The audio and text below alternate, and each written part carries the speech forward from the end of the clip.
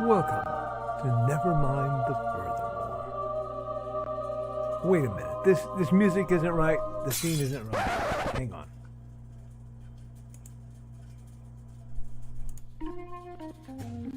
That's more like it. And now it's time for the show for all creatives. Nevermind the Furthermore. Your source for conversation, inspiration, and fun. With your host, Nicholas Anthony Tockert. He's an artist, a writer, a swordsman, and a game designer. He knows how to use the sword and axe in historical battles without anybody getting hurt too much. He's also the Manatee Man, master of marketing. And he may even have a guest or two. One thing, though, to be certain. Just don't call him a cryptid. With that, it's about time for the show. So sit back, enjoy, and have some coffee and chat with us.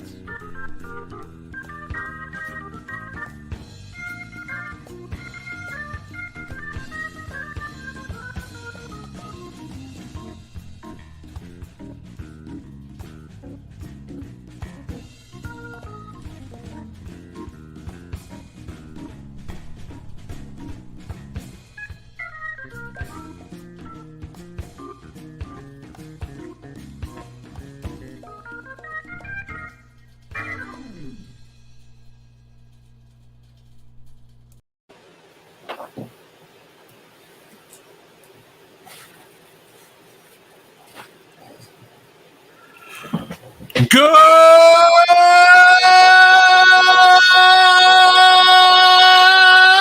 morning, Nevermorians!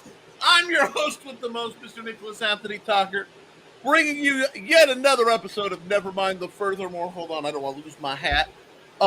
Before we get into it, we got pay some bills. Nevermind the Furthermore is brought to you by the Simple Sword, the Fighting Axe, and the Simple Spear, which I need to get a copy of to wave around. Boink. It's also made possible by my lovely patrons over at patreon.com/thehistoricalfencingguild.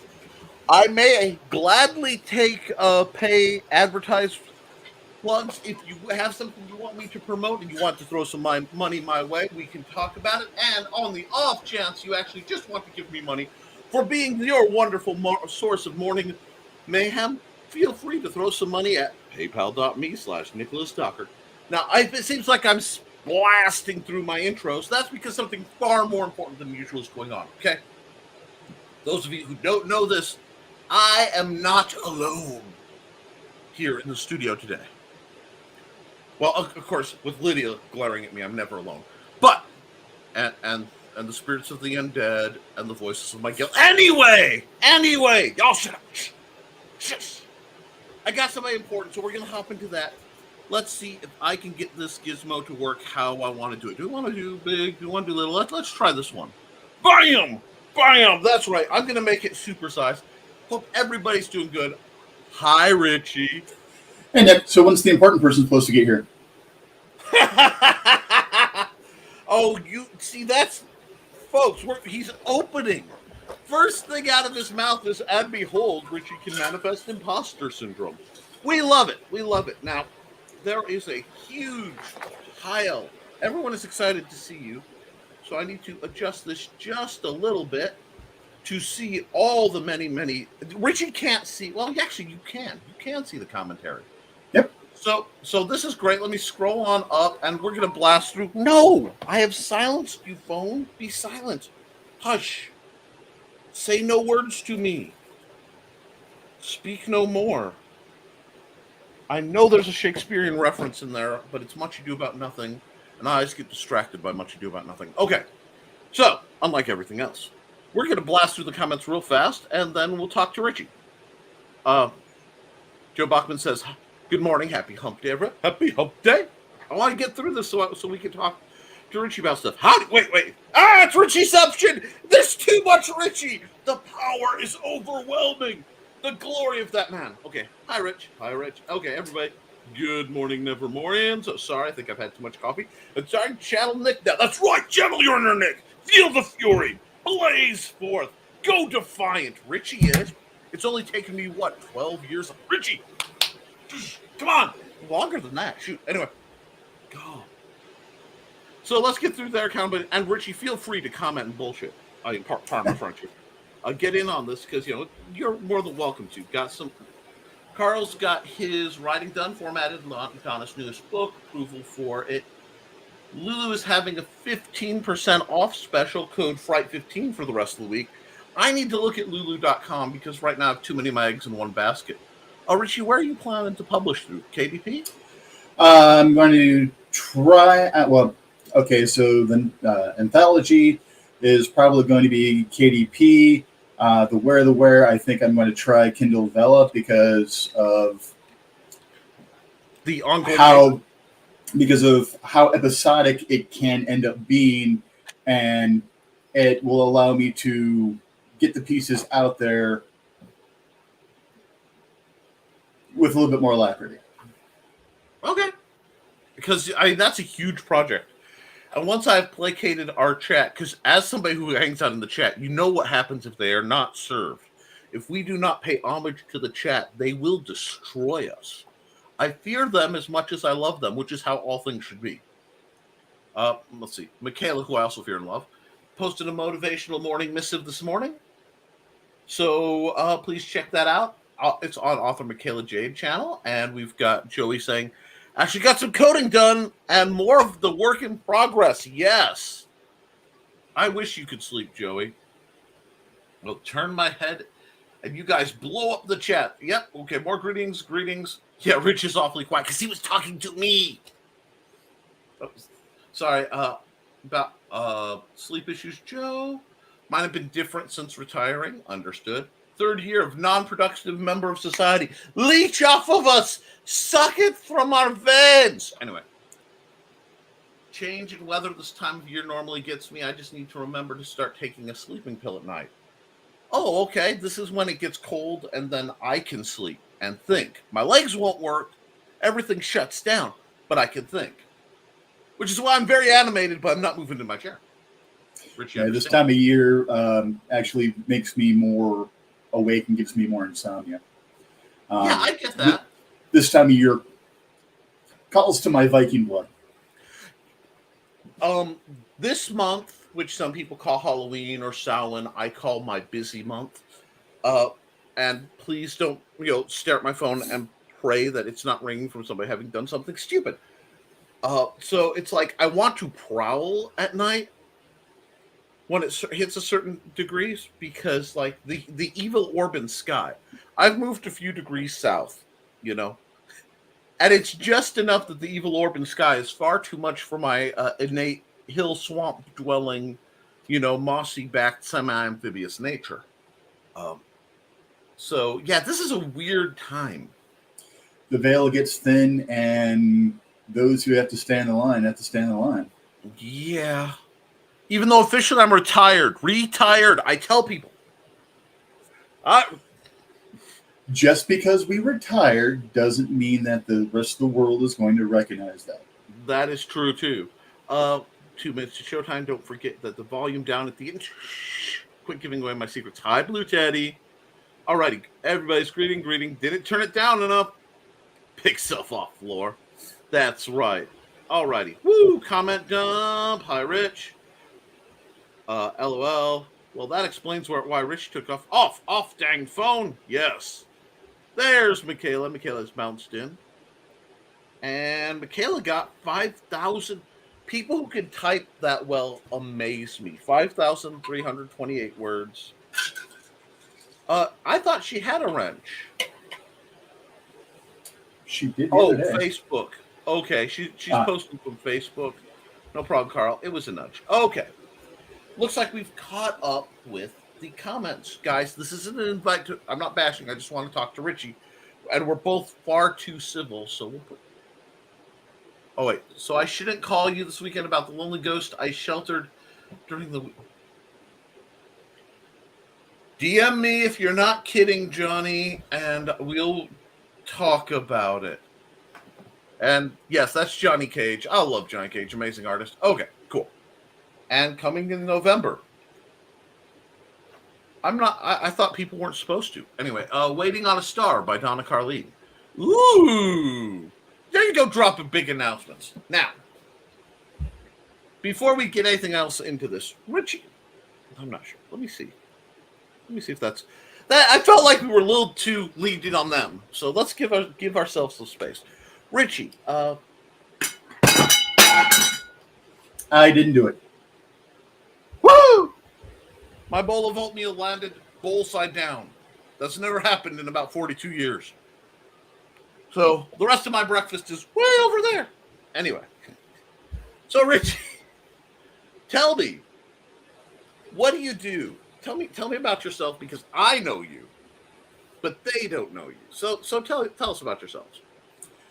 Okay. In the day job, I work for a law firm. I am a IT technical trainer. Basically, I am kind of part of help desk, but I'm dealing more with teaching all of our employees, whether they be partners, associates, or people in the mailroom and anywhere in between, how to use our systems. I've been supporting the same firm for 20 years, so yeah, I believe in staying with people and things that treat me well. I've been a writer for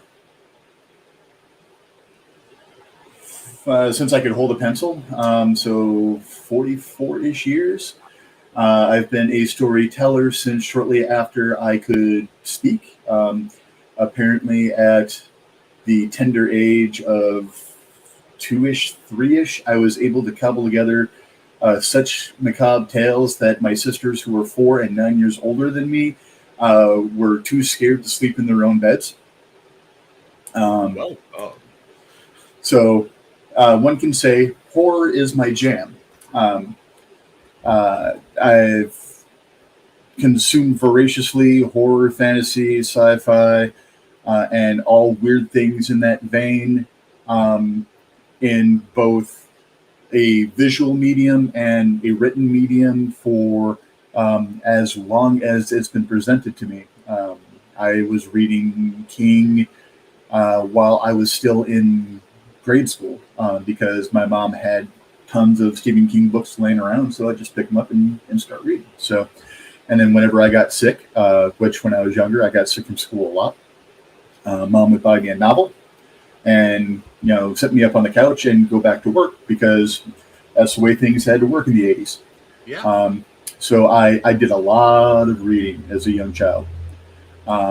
And that also explains why I have such a tweaked worldview and sense of humor as it is, because one of the major influences on my personality as a young child was Stephen King. Well, see, you've opened right up, and thank you for that lovely setup on so many delightful things, including your take on horror. In discussing horror, I have found that people have dramatically different views on what constitutes horror than you would expect. You would expect it to be fairly homogenous, but it's not. What people think is horror gets broken down, and well,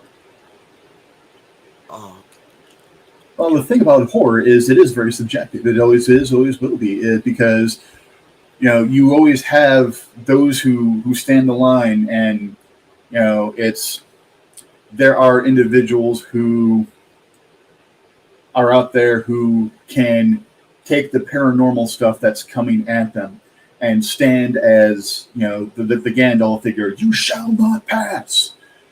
But their kid gets a fever of 99 degrees, not even technically has to rush to emergency room, and they suddenly fall apart because it's their child and the child is sick. It really depends on where that threshold is, where that view is. Plus, there's so many different flavors of horror. Cosmic horror, body horror, suspense and thriller technically is horror adjacent. Yes. No. Please don't feel you need to stop. That was Oh, just me agreeing. So quick because I want to go in. I wonder how Richie's. I can't say rich to you because I know someone else who's a rich. So like you will always be Richie as the induction. Uh, well, George and Rachel introduced you to me, or introduced me to you as Richie. So, and George knew me from 5 years old.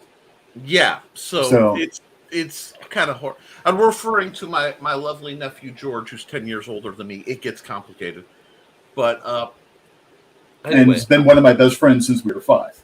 yeah. We were actually just talking about that. The two different Shogun warrior story. I got to hear it from the other side. Uh, Carl wants to know. I wonder how Rich's spooky stories would do on Vela. Maybe make them into a collection. We could work up a cover for it, and probably really well. That counts as a publication. We're going to get into the choice of Vela because I do find that interesting. But They quiche me. what? Sorry, Bill and Ted Bogus Journey throwback there. They No. nerfing me. It hits beautifully, and anything that involves George Carlin, hits my heart. But because it will always be hard not to see him in something and not quietly yell Rufus, but which has ruined several parts and made my brothers watching Shining Time Station when he was Mr. Conductor a very surreal experience. Uh, but so you're going to be doing. You have two big projects basically in the works, right? You have a short story compilation, and then you have Where the Where. Yeah, the anthology and Where the Where. Not to mention a story challenge by our own dear Dan Holyfield or Holyfield.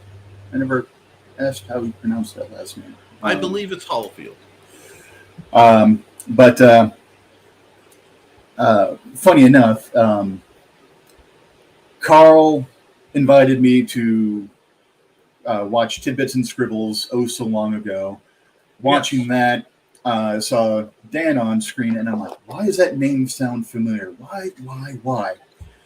And then I go to look him up, and it tracks back to him being the senior editor of Opinion, and I'm like, dear mother of God, that's why I know the name.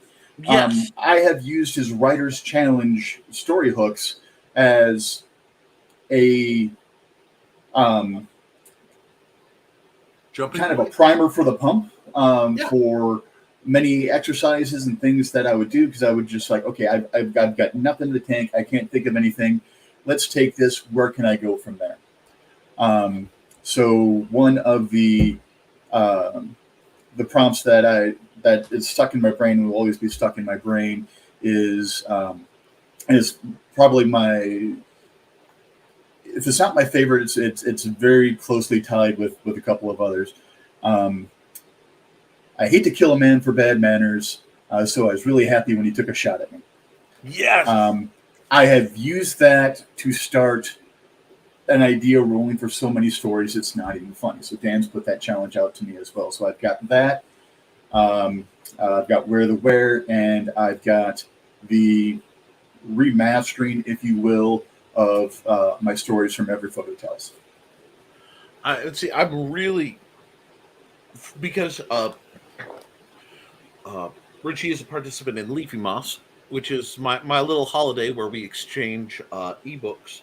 And even if you're not one with me, set up your own folder and exchange your writings with your friends. And if any piracy slips in, well, that's just accidental. But so I've gotten to read a couple of these, and it's not often that I get to sit and read something that isn't either I'm trying to learn how to do something, or it's reference for something I'm very specifically working on, or it's my own writing going, God, Nick, what were you thinking? So it's really refreshing when I get to enjoy. Uh, oh, Carl, yes, all of it, yes. Joey, same person. Trey, Nicole, Trelana, Mags, all same person. And yep, and so that's what Joe's clearing up here. It totally isn't separate personalities in any way, shape, or form. She went by her middle name in high school, so that's how I knew her. I didn't know her first name until we went to prom. Yeah, I've seen the pictures. They were delightful. Those two are adorable. Anyway, you know, at some point, Trey's just going to give up and go by Baba Yaga, and I'll be okay with that as her retirement name. But, so getting back to this, because, my friends have to be derailing. You A lot of horror, a lot of interesting angles, very Hitchcockian, which is incredibly high praise for me. Thank you. Why do you feel? I understand the need to consume it. We enjoy horror, but the need to consume and the need to produce may be different. So, why do you take it in, and why do you put out horror? Well, okay. Horror has the great ability to take a lot of, and I'm going to try to keep myself PG-13. You know the way I speak. I apologize if I slip. It's understood. I try to take a bunch of things and find why they affect me so, and try to help others with the way it affects them. And horror has that ability. Horror has the ability to take on tribalism, and it has the ability to take on that you must conform, you must be like everyone else, or you are a worthless piece of dreck that society does not deserve to worry about, let alone love. Now, shows like The Fresh Prince of Bel-Air was able to take on racism in a certain way, but in a way it wasn't as believable because you now have people who are affluent and how they're able to combat racism, where your general person that is dealing with it doesn't have that weight behind them. Right. And it kind of tries to put it in a joking light. It tries to bring that to the forefront to start a conversation. But horror has a different way to do it, where you are able to bring, if you can do the emotional portion of it and bring the emotion into it correctly, you are able to let someone see through that main character's eyes in that darkness, and the world is against them kind of a way that can help break down certain barriers in the mind and go, oh, I never thought about it that way before. Horror starts a conversation that wasn't that messed up, isn't that screwed up, instead of a conversation of, wasn't it funny when Uncle Phil did XYZ? And the horror, Mikhail says that's called deep point of view. Okay, thank you. The horror comedy parallel is so powerful, because just like what some people consider comedy, others just can't. Horror seems to be the same way. I'm very, very, very empathic. And when it comes to horror, you have to have comedy in it to balance it.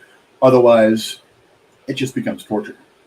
Right. You're just grinding that nerve to the last edge, and you're either going to desensitize someone to it, or they're going to come out on the other end just a wreck. Yeah. See, and well, where I was going, because you dropped an entirely valid and wonderful point that wasn't what I was aiming at, and I love it. Sorry. No.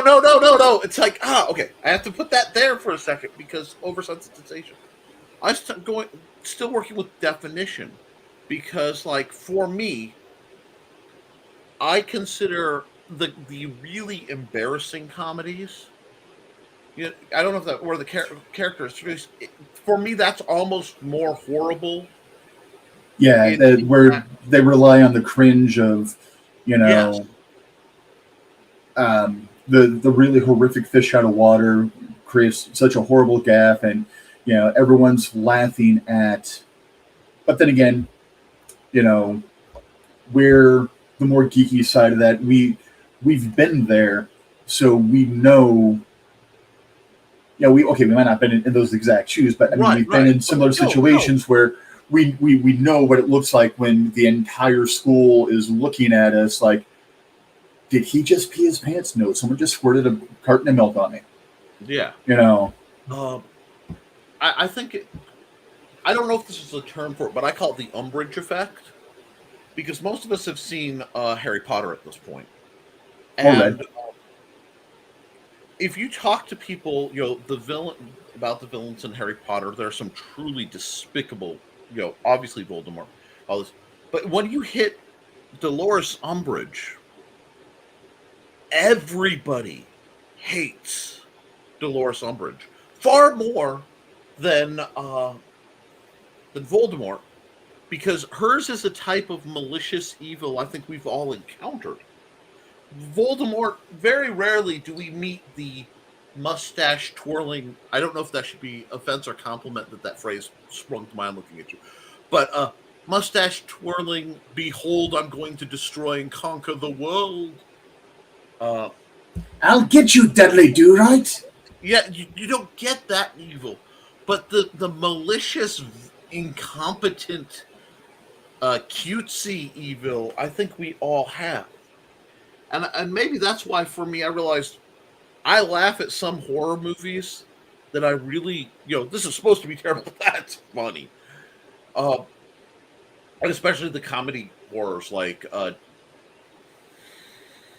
Evil Dead or Tucker and Dale versus Evil or since Columbus Day was just right around the corner. One of our best examples of why we should celebrate Columbus Day every year, Chris Columbus and Gremlins. Yes.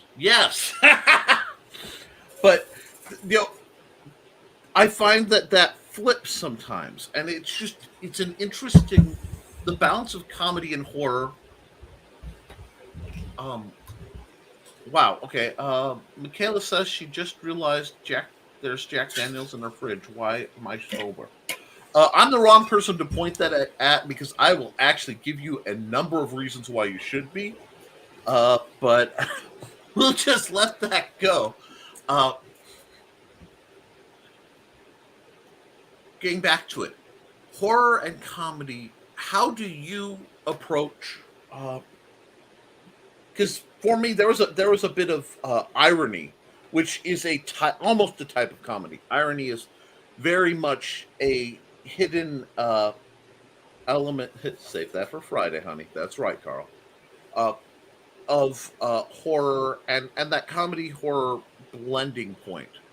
How do you use irony in your stories, and how for people who watch this and they want to write horror? Because I'm going to say this, Richie can write horror. I wouldn't be talking about this if I didn't think he was capable of discussing it. How do you balance that out? Because we're talking about the balance of comedy and horror, and we're talking a little bit about irony and horror. Nightcap sprung to mind because that's the latest thing I've read by you. But how do you go with that? Well, for horror to be done in a way that's not just some form of torture porn or gore porn or something like that, you have to have the rises and then falls, and you have to break that with either something frightening or something funny. And you can't build a pattern to it because people are going to be like, okay, so there's one funny scene, another funny scene, this is going to be the scare. Because you're going to take that horror element out of it, you're going to take that scare out of it, and that's what we consume horror for. Okay, granted, there are some 18 to 34-year-olds that consume horror for the TNA. But I feel that cheapens horror because it can be set with mood. It's been done.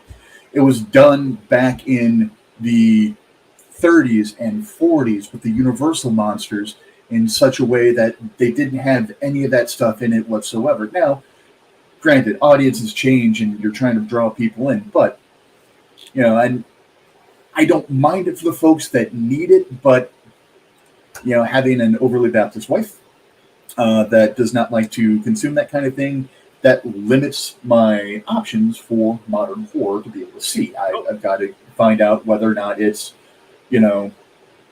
church approved, if you will.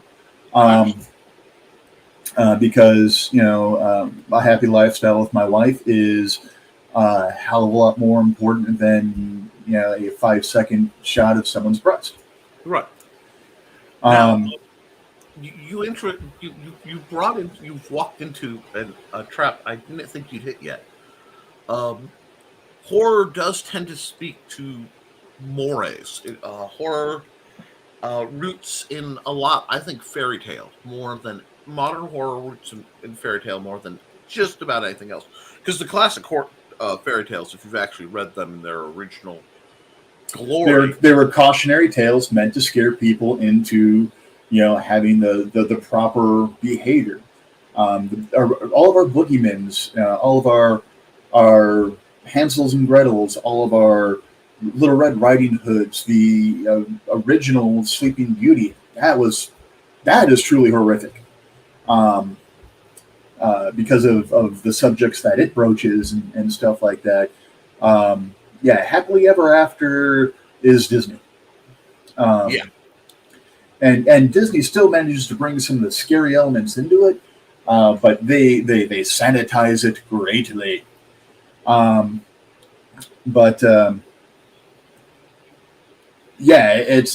It's always been about how do we scare people straight? How do we keep people away from?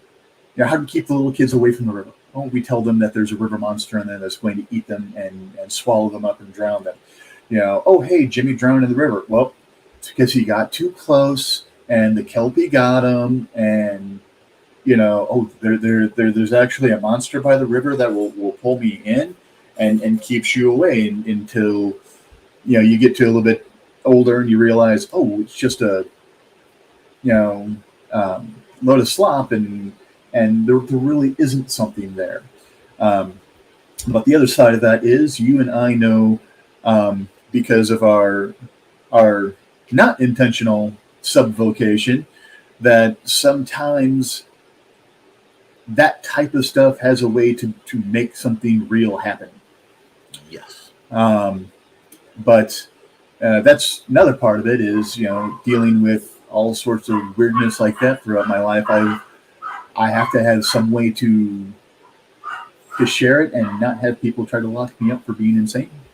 Exactly. For a lot of people I know, how do you tell a story that is an actual experience in such a way that you're not crucified by social norms? And horror is a wonderful way to, what was it? Horror and fantasy is excellent for it. The name, the names have been changed. The places have been changed for to protect the guilty. Exactly. God, I can't channel Dragnet hard enough to do that. These are the stories of SpookNet, But because the story, which I think I put the active link out. If not, I'll give you the active link for my horror anthology I'm working on. Is intermixed BS stories and tweaked stories. And the goal is to make sure you can't tell which is which necessarily.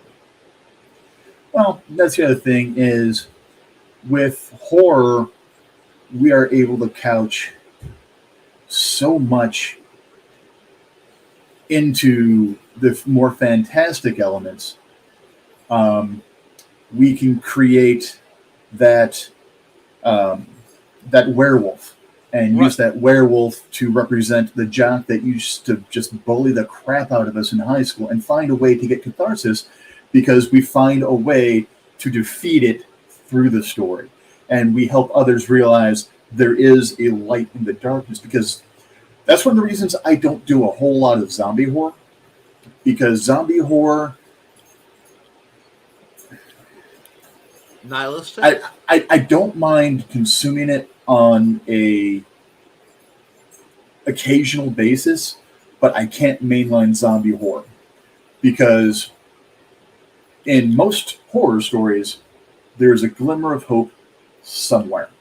You've got your Van Helsing, you've got your silver bullet, you've got your crucifix, you've got some way to defeat. In zombie horror, it's inevitable. It's all going to succumb.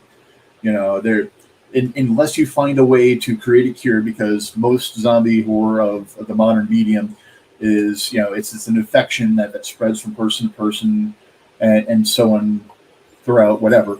So that zombie horror and vampire horror and modern werewolf horror all broach off of infectious disease. Yes. You with vampire horror, you also have. I hope I'm not going to demonetize you because I'm saying the R word, but rape, because it is the non-consensual bringing you to the other side in the old horror stories. In modern vampire romance, it's usually consensual and things of that nature, although a lot of the modern vampire romance is teen related, so it squicks me out on another level because and that's another interesting point, because the classic vampire versus the modern vampire is something that it gets me to my core. It really does. Because the classic vampire is almost, if you look at the tropes, it is a advanced form of possession. It's almost like if the right demon gets in hard enough, you get a vampire, and the corruption, the cross repellent, all that. The loss of innocence, the turning the very virginal character who was always very good now into this sexually deviant creature that is going to bring others into its fold and stuff like that. And that's the classic, and there are rules and a feel to it. And the modern vampires, it's almost like, I think modern culture deifies youth and beauty. And because they deify youth and beauty, they're not comfortable having that represent something bad. And the irony, from my observation, and see if this makes sense to you, is if you look at the treatment of modern vampires, especially in by God, what's her face, the Twilight Lady. I lost the author's name. It just fell out my ear. Stephanie Meyer. Yes, Stephanie Meyer. The sparkly vampire trope mirrors, ironically, the older stories of the she, of the and when I say she, I mean Sidhe. I knew we were going. High Elven. You're looking at Oberon and Titania and company. Usually Sealy Court, because they tend to be the pretty deceptive ones. Your Celtic Fae. Right. And that suddenly fits that genre better, because that's... Oh, the cats are trying to get into my office, so the door is closed, and they've taken offense. But I feel that the horror of vampires has been stripped away from them to make them more mass marketable. And I've even seen that happen in series, where a beloved series, the vampires suddenly became a lot less the bad guys.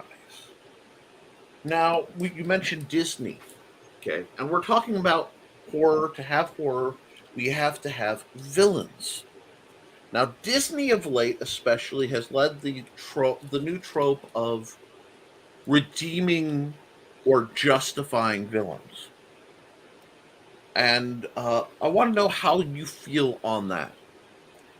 Depends on the flick. So, like with Maleficent, I could really get behind that one because history is written by the victors, and things change over time. They did Maleficent 2 very, very well.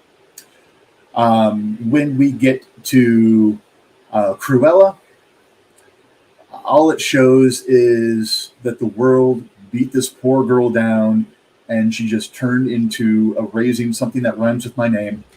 And she now has, because she didn't have a redeeming arc on that.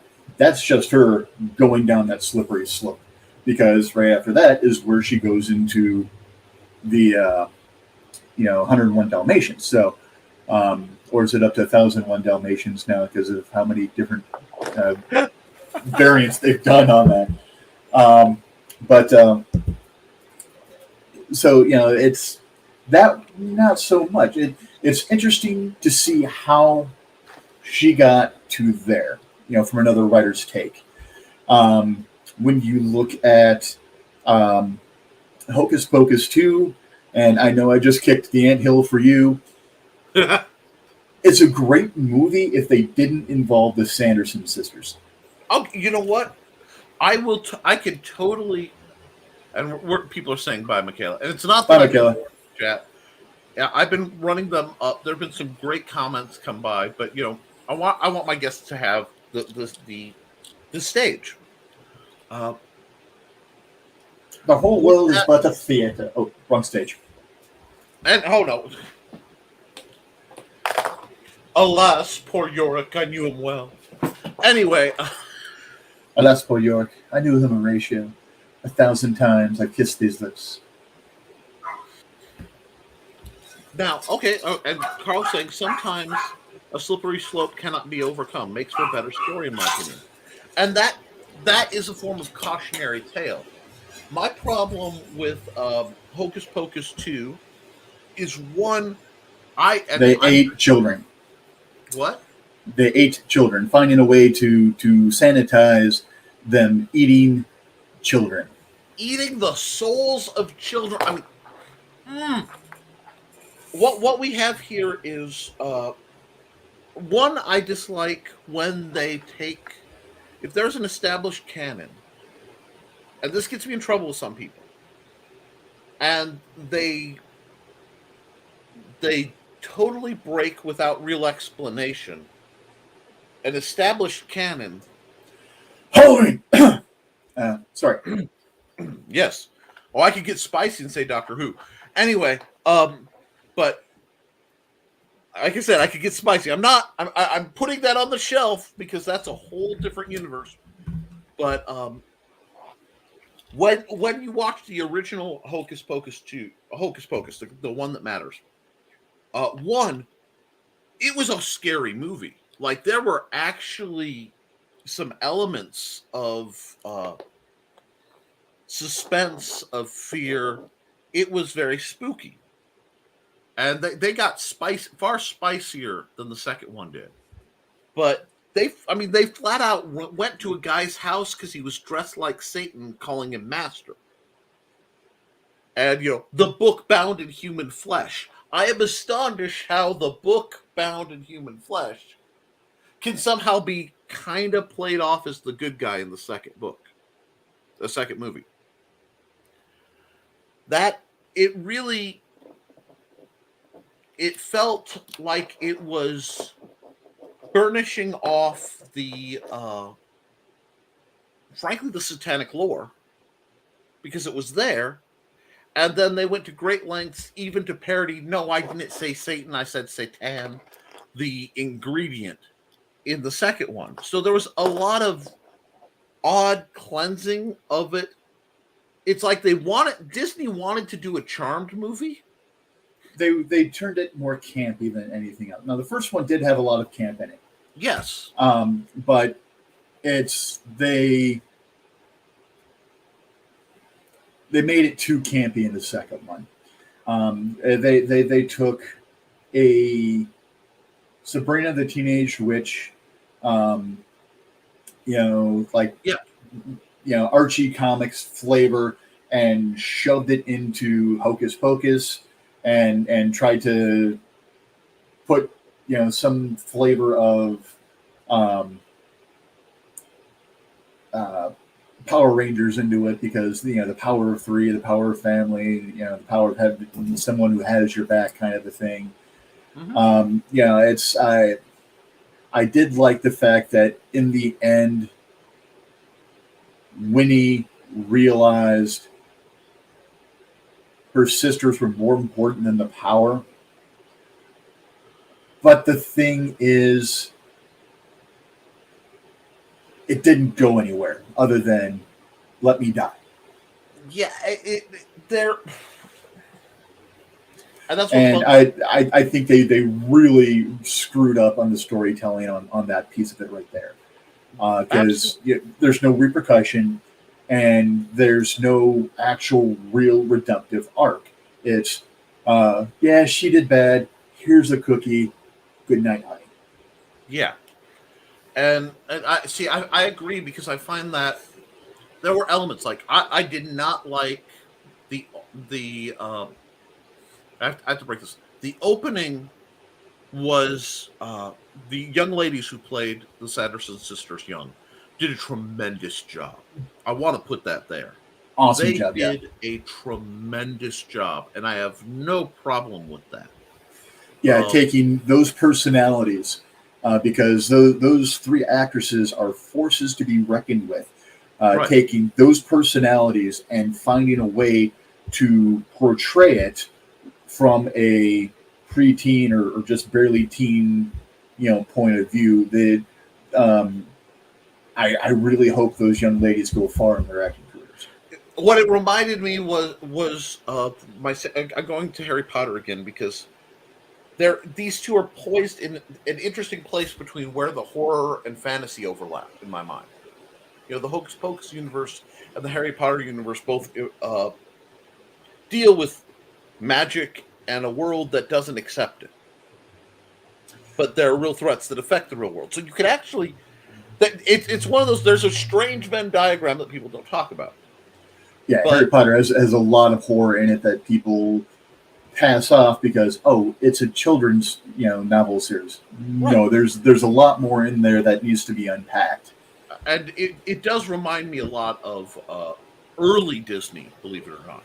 The Harry Potter Yeah. movies remind me more of because when Disney did Disney's The Witches, there was flat out horror, except no imitations, terrifying stuff. Well, Monster, Angelica Houston, I mean, oh my just gosh, the the gravitas she was able to bring to witches was just, and again, it's still a funny, goofy, campy movie, right, but the horror was definitely there, right. and Angelica Houston poured it on. Now it is interesting to me, in part because of the accuracy. We both have friends who are pagan, and some who identify as literal modern witches. So it's interesting to balance the real world, you know, personal interactions I've had with them versus the horror imagery.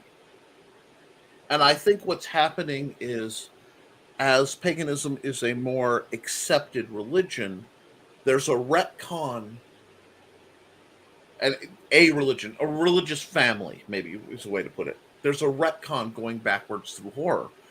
And the retcon process feels strange, and I'm not sure. A lot of times I talk these ideas out. It's not like I plan this.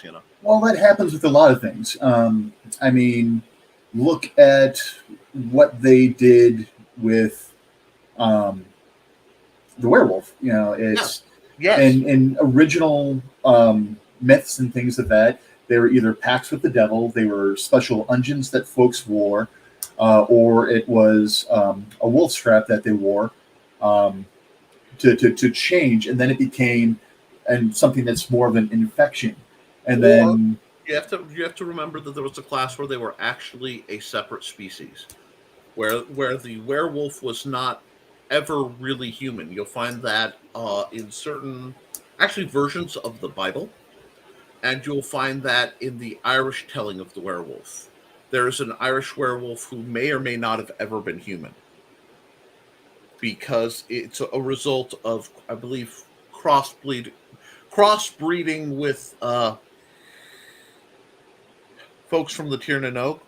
And I know I'm oh, enunciation is slamming, but there are a couple really odd werewolves. But go on, you also have where it starts in Greek mythology with King Lycanus, and I don't remember if it was him or his children that tried to feed Zeus the flesh of children. Well, there's two different tellings. Oh, that's true. That's true. So, and then he cursed the entire family to turn into wolves. Right. And then you've got, kind of a reverse type of a thing where you have the hunter who came upon Diana as she was bathing, or Artemis, depending on Roman or Greek, whichever flavor you're looking at. And she's like, you know what? You're turning into a stag and your wolves are chasing you. So, transformation horror, whether it's a curse laid upon someone or something that they're looking to do, most modern versions makes it a disease or, a curse that's passed on that kind of a way. Morning, Joe. And a lonely farmer had a thing with a female wolf, and things went on. South America's an interesting place, and Johnny just keeps it spicy. But you also had the founding of Rome, where you had two babies that were suckled by a she-wolf. That technically falls into the werewolf categories as well. So it is fascinating. But how do you feel? Because I was just thinking about my wife loves Teen Wolf. Which flavor? I know I was going to say the new flavor. Okay. So the was it MTV? I think it was that did MTV did it. You can watch it all on Tubi, I think now. Has the guy that plays Superman in the CW Superman? Yes. Taylor's something or other, I think. Taylor Cochin, and he plays I almost said Derek Stiles. Derek Hale. My problem is I learned about Teen Wolf first from my wife reading fun cuts from fan fiction, because she would read the fan fiction while she'd watch the show and read the fan fiction while she was working midnights as a security guard. And then she'd be like, okay, here's this scene. It's really awesome. I'll lay it out to you. So, my canon on Teen Wolf is very fragmented sometimes. Because, I basically experienced all these alternate universes parallel. But it's you saw the Elseworlds version. Exactly. And some are blatantly superior to the storylines. I'll flat out say that. That's the glory of fan fiction. It's why everyone on an archive of their own has a tiny sliver of a Hugo Award now. Because the whole site got a Hugo Award. This upset a great many people. And that being said, werewolves were very humanized. Well, obviously because of that as the latest kind of big werewolf arc. So when you are writing fictionally about werewolves, because obviously you have this, you are deep diving the wonderful realm of quasi nonfiction cryptozoological analysis of the werewolf. Well, and all that started because of my fiction writing of werewolves and stuff like that, because I loved werewolf fiction from a young age. When I was in junior high school and high school, I started writing stories from the vampire and werewolf point of view, where, technically it was horror, but the monster was the hero kind of a deal. Right. But then again, Drac Pack and Monster Squad, the movie and the TV show. The TV show is from the 70s, also starring our purser gopher. I can't remember his real name. Fred or Frank something. He became a congressman. But anyways, where the wax museum monsters would come to life and night and solve crimes and stuff like that. But Right. I'm derailing myself. So, No, it's okay. It's okay. but No. I wrote, because I'm like, is it their fault that they need to feed? From a cow's perspective, we're monsters. Yes, absolutely. For Grandy, yes. Thank you. Oh, and also going back to an earlier statement from Carl, sometimes the slippery slope cannot be overcome. Makes for a better story, in my opinion. Yes, 1,000 times yes. Yes. That is the best way. So I'm a big proponent of the villain is the hero of their own story. Yes, absolutely. And that is the most excellent way to get to the villain is they had to do this because they felt this. And in a way, that's horror too. Yes. Because you see someone who's being affected by circumstances beyond their control, and you just see someone you want to care about, someone you want to break free from this cycle, drown and succumb and become this darker image. It's interesting because you say that, and that's something, ironically, I've experienced a few times in my life, from the perspective of you're trying to help somebody, Yeah. and they either don't want the help or aren't willing to. You're reaching out the hand, and they're like, no, or they refuse to believe that they're in a situation where they are slipping down the hill, and you see that heart just go cold. It's that's the kind of horror that keeps me up at night. Sorry, just thinking about a mutual. That's the type of horror that keeps me up at night, worrying that I'm going to follow down that same path at some point. And isn't that might be the best modern cautionary tale, really? Because at least for adults, as a husband and a father and society being, you have to be the provider, you have to be the protector. Where's the line?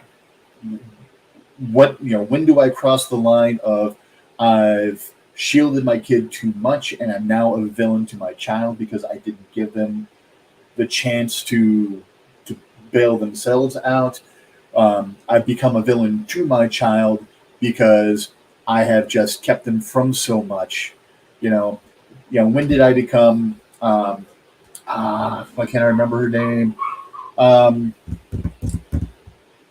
Mother begins with a G from Tangled. Grendel. I know we know who you mean. Yeah. So when do I become that? It's fascinating that's where you chose to go with that. That's a very fascinating one, because you were posed a question, and it was basically what's your fear of what you would turn into? And I think, in a very real and a very serious point of discussion, the psychology of men is not discussed enough, and the psychology of how, frankly, middle-aged white men. Well, middle-aged men, period. We are told to walk it off. It doesn't matter, what skin tone, what culture you're raised in, what religion you're raised in. If you are a man, you are told to walk it off. You're told to suck it up. Now, while I personally agree with that, it's very rare for me to reference a specific race, and I did it because I think we need to try to look at one of the most horrific things I've seen is the process that transforms people into mass killers.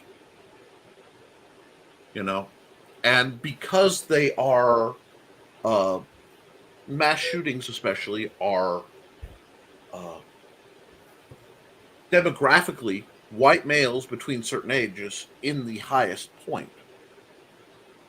At least that, from what I've seen, one has to wonder what's going on to make them so angry to transform from a person who's in a society to something that's monstrous.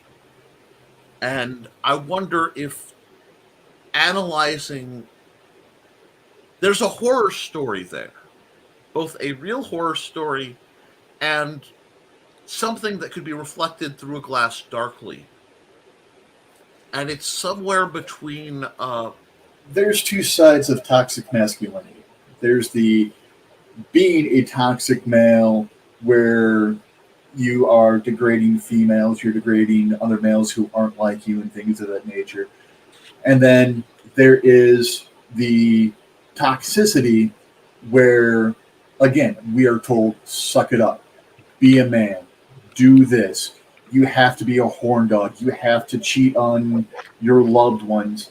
You have to look at women as just a conquest. And the toxicity of that, and just watching that kind of stuff growing up, I'm like, okay, if that is what it's going to take to be a man, I'm quite happy not being a man. I'll just be a dude. And that's an interesting. Wow, that's a fascinating statement. Because what it takes to be a man, and it's I've heard the phrase "I'm just a guy" come out a lot, and what make God, I'm not going to turn that into a song. The phrase "What makes a man," and as soon as I said it, is it the power in his hand? Walk like a man, talk like a man. Sorry, I hope I don't get you demonetized for that. No, we're so far off, and I don't have 1,000 subscribers, so I can't. Monetized isn't going to happen. I might get. Oh, in that case, no, kidding. Well, the hope is eventually people will revisit this. Now, I am bringing this up because you talk about the toxic masculinity, and we hear that a lot, but we don't hear referenced the positive masculinity. Okay, and yes. Okay, I have to just stop and put a shout out to my boy, Johnny freaking Cage, because we're asking what is a man, and Johnny looked up from his throne, threw down his wine glass, and said, "A miserable little pile of secrets." Oh, go. No, thank you. Johnny is probably in my top 5 favorite vampires of all time. He didn't know he was a vampire till I started running a game on another YouTube channel, and people who are in the comments became NPCs. Anyhow, and Johnny is always going to be on a certain level one of my favorite vampires. But distractions aside, the positive masculinity. Well, where? Oh, sorry. Exactly. I'm diagnosed now. I have ADD. They're not sure what kind, but it's diagnosed. So but the positive masculine elements, the hard working, the dedication, the protection of the family. I wonder,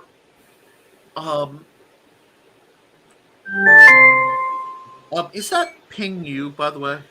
Yeah, it's she who shall not be named, or she'll chime into the conversation. Our little spy from Mr. Bezos. I've got an app so that when Crow leaves school or enters school, and her gym class is just far enough from the pin of the center of school that when she goes to gym and comes back, it happens. But if Misty comes home, or Misty goes to work, or I go home or come home and Misty, if any of us go home or come to our various works or schools, it pings and says, you hey, everybody low jacked. Gotcha.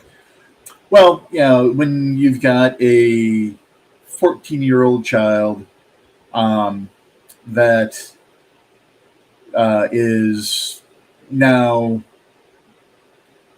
trying to find their own way, and that way is not accepted by a lot of folks in culture, um, let alone gender and sexuality choices and all that stuff. And yeah, it always helps. And then when we were younger, we lived near a bunch of meth heads, so Please it understand, always. no judgment, just assessment. Oh yeah, I it's really do that a lot. A lot of it's and then I will process it. I don't. Well, you don't have opinion? Not yet. It has to process for a while. Man, yeah I'm an old Commodore 64. when they're 18, Yeah, they're welcome to take that app off their phone. yeah. But while I am paying for their phone, and while they are under the age of majority, then they have to have that on their phone as a condition of me paying for their phone. I see. I have no problem with that. I find it fascinating, and I'm going to warn you. You may get some flack, but I don't feel it's anybody else's business how you take care. You know Well, what I mean? my child agrees to it. My child does not fight it. The the only thing that they've ever said is why, and then I explained it, and they're like, "All right, good point, good point."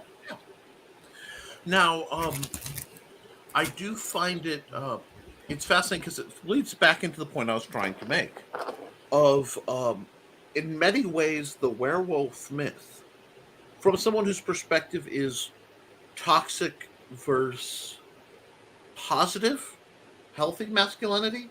I'm not sure the proper term because it isn't discussed enough, in my opinion.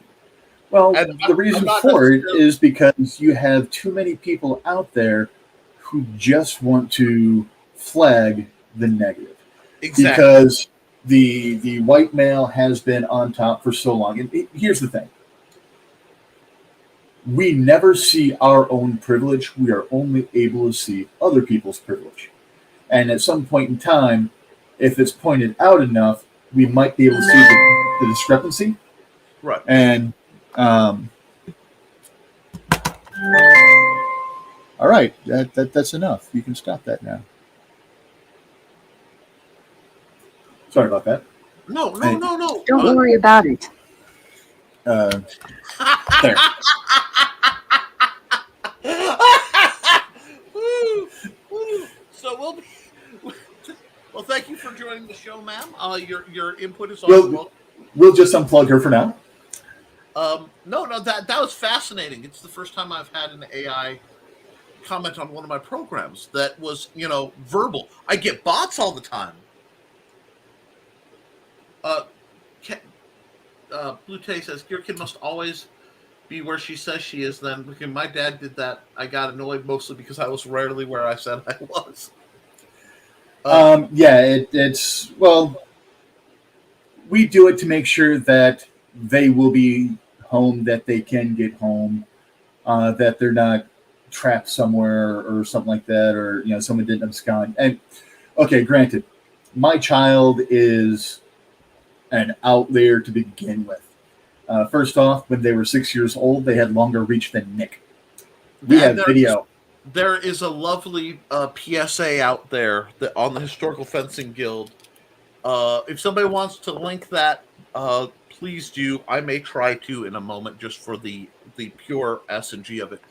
But that But being that all being Crow um, is taught to use the sword at a very early age because nowadays people are so jaded. If they see someone dragging a kid out of a park and the kid's kicking and screaming, most people are going, "Oh, it's an entitled brat. They just don't want to go home." and it's Whereas you see a little kid just wailing and beating the ever loving shit out of someone with an umbrella or a tree branch or something like that, people at the very least are going to pull out their phones and record that. yeah, and I'm all for the training of children who are mentally and emotionally uh, able to process the requirements of physical training. I have to phrase it that way because my son is behavioral special needs, and what I can teach him versus what I can't is a delicate balance. But I want to get back because we've stumbled into something, and I love when we do. The werewolf as a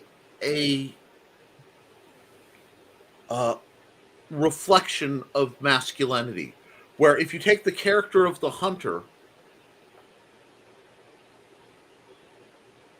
uh, the Reaching you. Reach and You, yes, thank you, Joe.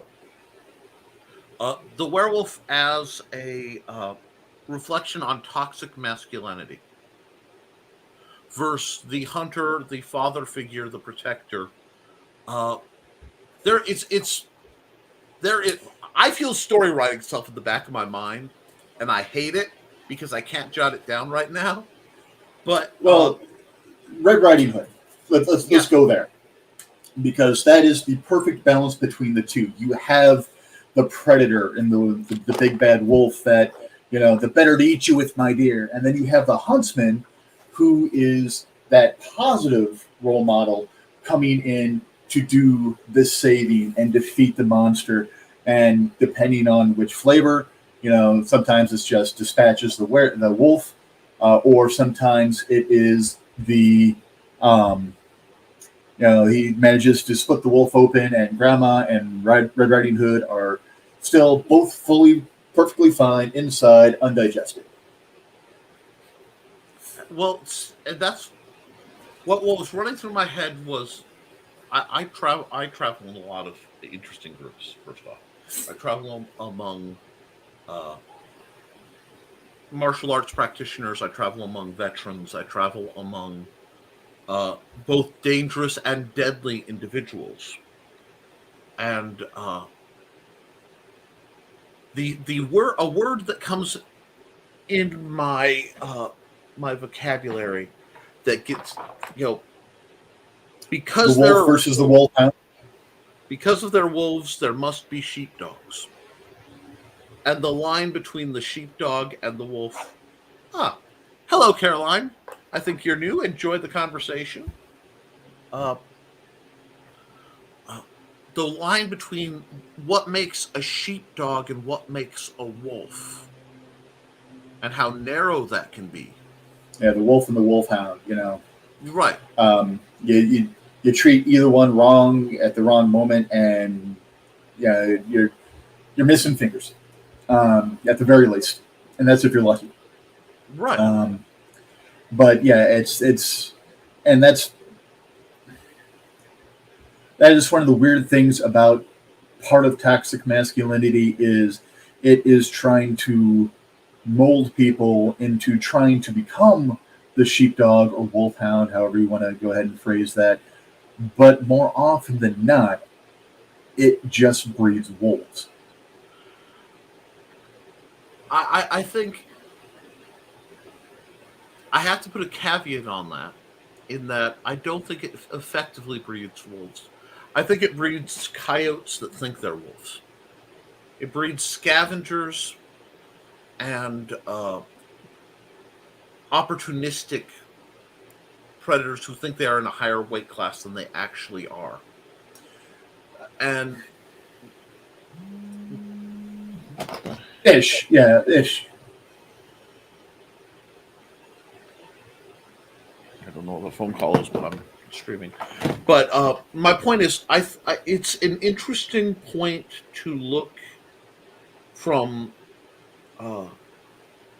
If we're going to take toxic masculinity and positive masculinity, we're going to look at horror.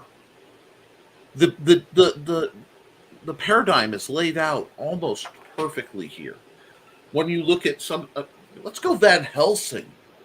There is a wonderful, and I love the movie with Hugh Jackman, Van Helsing. I think it does not get the credit it deserves. But there is a wonderful parable of someone who controls the beastly tendencies for a better purpose. Does that make sense? Yeah, a lot of my heroes when I first started writing, um, and a lot of my really bad, angsty poetry when I was in my late teens, early 20s. Right. We Um, have all, live journal existed for a reason. I understand. dealt with. I always termed it the dark soul. It's, even the darkest soul could serve the most just causes for the most pure reasons. Sometimes, so I like to liken it to, no pun intended, liken, but I like to liken it to it. It takes a thief. Yes. And actually, a lot of my earlier horror adjacent storylines dealt with monster hunters who in themselves were actually monsters who were stopping their like from doing something so stupid that it's going to bring the wrath of humanity down, because there's so few of them and so many of humans that it'd be a tidal wave washing over a sandcastle. But a lot of my heroes and stuff like that were these individuals who were the darker sort, who were like, all right, well, I guess I'm going to go kill the bad guy here so that everyone else can sleep peacefully at night. Right. I've got no problem getting the blood in my hands and taking that tarnish in my soul so that others don't have to. And it's interesting because I associate with so many true combat veterans.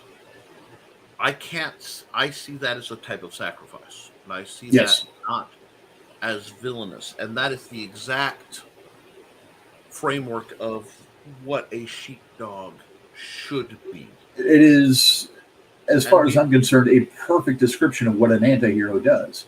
It does the job that nobody else can do, or the job nobody else will do.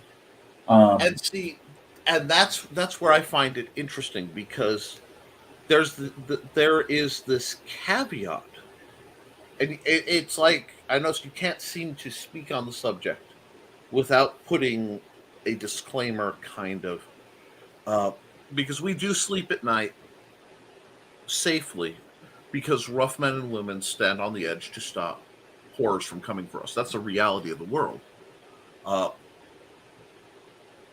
And we do, for people looking, the link to that video for a bit of levity as we get a little more serious in conversation is right here. You guys might truly enjoy it.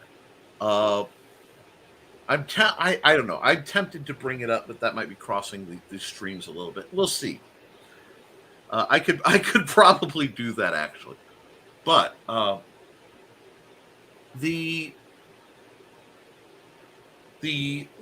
line, and it's interesting because I talk to you, and if I were to say what one speech, one conversation defines how I see you seeing yourself in all things, I keep coming back to the Superman cardboard world. And it's interesting because the same part of you that will say the werewolf is the monster is very close to the same part of you that would say a superhero has to be so careful. And the overlap in that.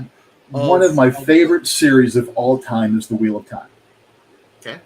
One of my favorite characters in The Wheel of Time is Perrin Ibarra. Perrin Ibarra, the series has been out for 30-some years. He develops an affinity with wolves, and he becomes what's called a wolf brother. Very much Robert Jordan's werewolf, if you will. Gotcha. And he also has a lot of similarities with Thor and stuff like that. And, Thor's my boy. If I wasn't a Christian, I probably would worship Thor. But then again, they're both carpenters, so they both wield hammers. And they both use their hammers to heal and to harm when necessary. But anyways, get off my religion soapbox here for a second here. Before we go any further, Richie is another one of my ordained friends. So when he talks about it, he's not a layman like I am. He's an ordained. He's a universal life clergy, but he does have his clergy card. You just doxed your whole address there, Richie. Oh wait, no, Actually, that's my old address. Ha ha! See, that's why I don't have to come back and re-edit it. But I don't live there anymore. That's the house I lost in May.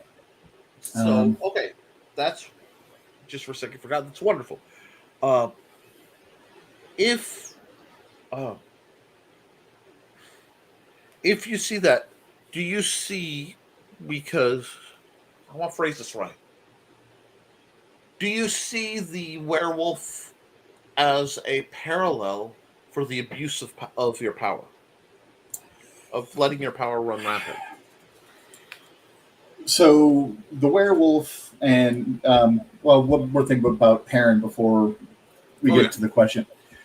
Perrin is larger. Most people think that he's kind of slower and a little bit dumber. He's not. He actually sits and tries to assess the situation before he does anything. Now, this is also him from the books, not him from the TV show. Two totally different characters. Both great characters, but I'm talking about the one from the actual books. So he knows he's bigger. He knows, and this is where it ties in perfectly with the cardboard world speech. He knows that if he moves wrong, he knows that if he acts rashly, people are going to get hurt. And that's a thing. And, you know, I'm 6'4" and 400 pounds at my biggest. I was over 500 pounds. And the thing is, I know it merely turning around without having an idea of my spatial awareness, I can knock something over and break it, or I can knock someone down and break them. So the cardboard world speech is truly, truly one of my favorite speeches in all of consumable fiction. Right. Because it is one I feel I truly live by. But then again, we've mentioned this many times in practice and while fencing. For those that don't know, it's I am a student of Nick's. I practice longsword, though, where almost everyone else practices rapier, so it seems a little weird. But to go back to the cardboard wolf speech, yeah, it's a very fine line because you have to, and everyone has that piece of them that they don't want to unlock.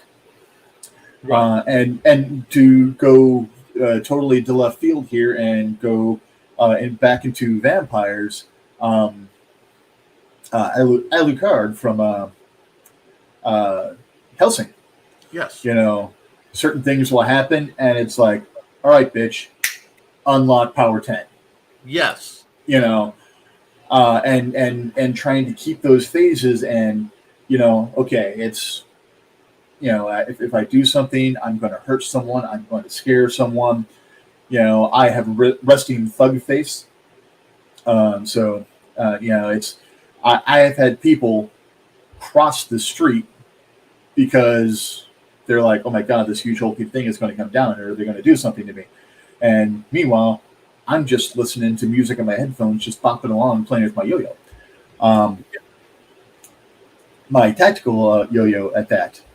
It's yo-yos are a self-defense tool. They were a weapon before they were a toy. Yes. Yes. Anyways, sorry, but you know, it's you know, it's you know, sitting there. You know, I understand that. You know, some folks are going to look at me and they're going to fear me because of my size. And because if I'm not paying attention, I look like I want to mug somebody. Right, right. And then other people are going to look at me and go, okay, maybe I'll just go over here. My sister, when she was divorcing her first husband, police were called out, and a cop showed up, and the cop was about Nick's height.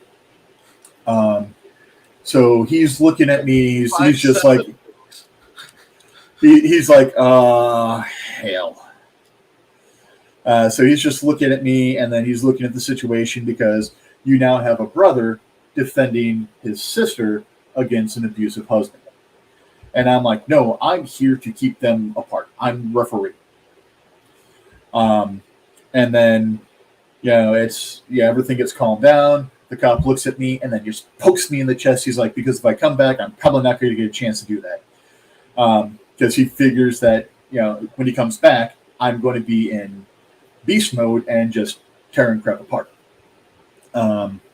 So I'm used to that. After my mother passed away, my niece's husband said some words. He was going through some issues. Police were called to his house. I was there to make sure that he wasn't going to burn the place down. So I was there with my niece, and he made a comment that made 4 county cops just hang their head and start reaching for their tasers because they thought they were going to have to tase me. And I'm like, I'm just going to go walk over to this other side of the house. I'm just here to make sure she doesn't get hurt, and she's my ride.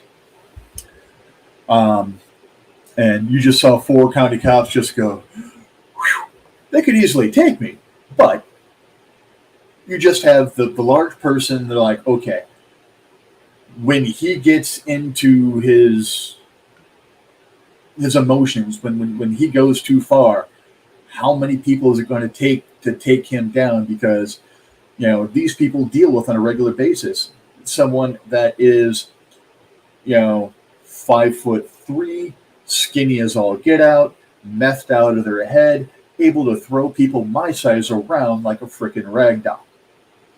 So, it's living and walking that line of how much do I unlock? Because should I let the part of me out that just wants to go ahead and wreak vengeance and do violence and get back at every bully that's ever done anything to me? It'll be on the news. Face it, it's just the way things are. But horror and writing horror helps me get all that emotion out in a non-violent capacity. I love violent video games because when people piss me off in the real world, I get to go home and I get to blow shit up. Exactly. Catharsis is necessary. Joe Bachman waded in. I don't know how many people it would take to whoop my butt, but I know how many they're going to use. Yeah. I think the werewolf is a double-edged sword as both a power fantasy, because that feeds into the Hulk, and the temptation of Mr. Hyde, and a great fear. And it's funny how many temptations operate at that intersection of fantasy and fear. And I don't think people realize how careful so many people have to be, especially when they have capacities that they don't manifest. Now we got real serious. So I'm going to attempt to lighten the mood just a little bit.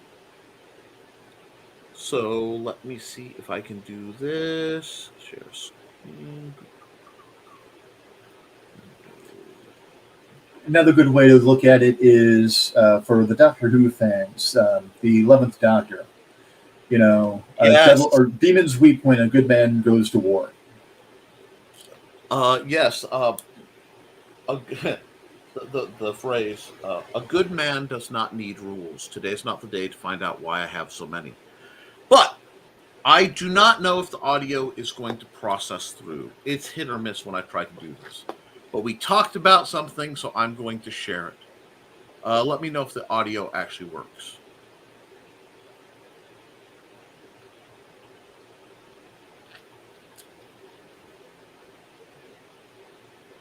Hi, everybody.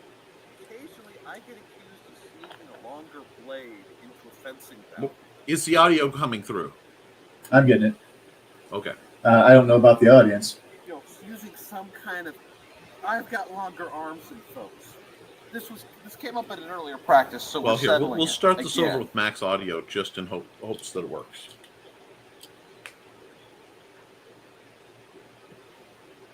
Hi, everybody. Occasionally, I get accused of sneaking a longer blade into a fencing bout, or using some kind of. I've got longer arms than folks. This came up at an earlier practice, so we're settling it again to prove a point. This is Sarah, and how old are you, Sarah? How old are you? That's what she's 6 years old. Now, what I'm going to do is so that we're at level height. That way, I'm not using angles or any trickery. We're almost the same height because I'm a hobbit, and her dad's a giant techno Viking. Now, honey, put your sword right in the middle of my forehead, fully extended.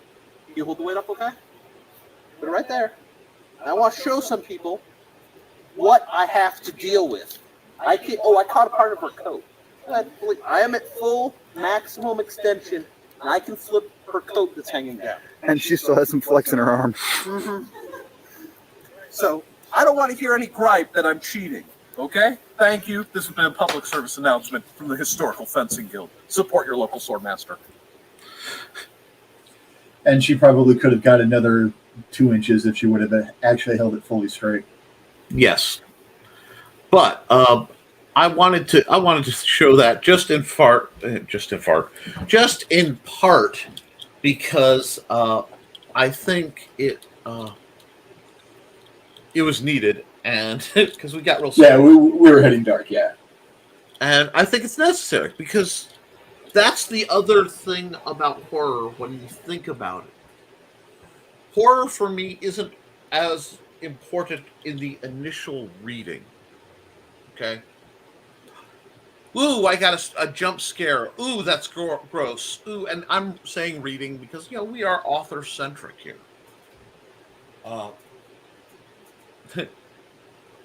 middle of early days of Sensei Nick Tockert. The early days of me being broadcast, but yeah, that was a while ago. I had not run out of toner yet. But wow, that was back when I was sparring with Sword's Edge. Anyhow, those were some fun bouts. The Asian style versus the Germanic two-handed style was always very fun. Wore me the hell out though. Oh yeah. Well, I mean that's the agility versus strength, power, and reach is. A lot of it comes down to the Constitution. That was awesome. Yeah, we try, we try, but and if you want to see more content, please subscribe to the Historical Fencing Guild if you haven't. If you want to see more conversations with folks like Rich, please like this video, share it, and subscribe it because I don't get a lot of guests, and I want to make sure my platform's big enough to support putting their ideas out there because Richie's doing amazing things. And anytime you want to talk horror, anytime you want to talk any of the weird ass subjects I know, feel free to reach out. Well, thank you for that. And we have been going for about an hour and a half, and we're starting. Holy crap. Yeah, and we're starting to have people kind of piddle off in the views. So I'm thinking we probably want to cut it about here. Now, tell me, let's see if I can put some Miracle Grow on Richie.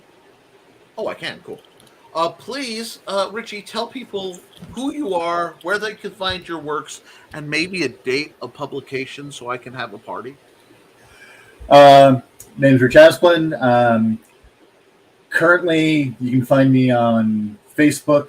Eventually, I will have a YouTube show, not necessarily dealing so much with writing and stuff, but general education of things across the board, life lessons with Crazy Uncle Dick.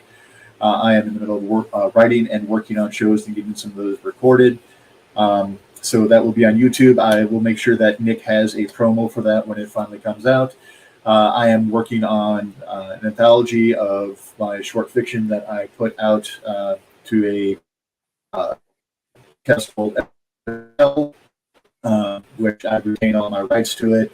They just wanted it for podcast rights to it. So, I wish the audio for those stories were still up because they did an amazing job. It was a Scotsman and an Austrian woman reading it, so it was very interesting hearing my American ideas being spoken by non-American tongues. But there's also possibly a new short being added into that as well, because of an idea I got for tonight. But anyway, so that will be coming out soon. And again, when I get that ready, either whether it goes to Velo, whether it goes to Kindle Direct, Nick will have the information for that and the links for that. And also, I am working on a nonfiction work called Where the Where, talking about different werewolf, shape changer, and man beast myths and legends and urban legends throughout the world. Which, again, like I said, I'm thinking of going Vela and then just turning it into a big omnibus at the end. Sounds good. Okay, I'm your host, Nick Tockert. I can obviously be found right here Monday, Wednesday, and Friday for Nevermind the Furthermore. On Thursdays, I'm over co-hosting with my very conservative other ordained individual, Luke Stone, where we talk about comics and production. He gets far more political than we should, and it gets spicy on Nerd Bacon. And Luke and I are kind of polar opposites on that, aren't we? Dramatically, metaphorically so. Like, absolute. I am so tempted to put. I don't know if putting you two on the same. It'd be an interesting conversation to have. Would be like brilliant, or it would be nightmarish. I am debating such things. Or brilliantly nightmarish. Right. It may be good television, and a lot of people are saying great show. Jerry. But we can get you guys. But you can see me there. You can buy my books on Amazon.com/author/Nicholas Tockert. It's scrolling across the bottom. And guys, like, share, and subscribe this. I need the help. And please, please, folks. I'm going to give the other sign off. I'm not going to give the one where I support your local swordmaster. Yep. So what I'm going to say is, do your drills, keep your eyes open, be kind to yourself and each other, and as always, thank you for supporting your local swordmaster. I will see you all, tomorrow on Nerd Bacon.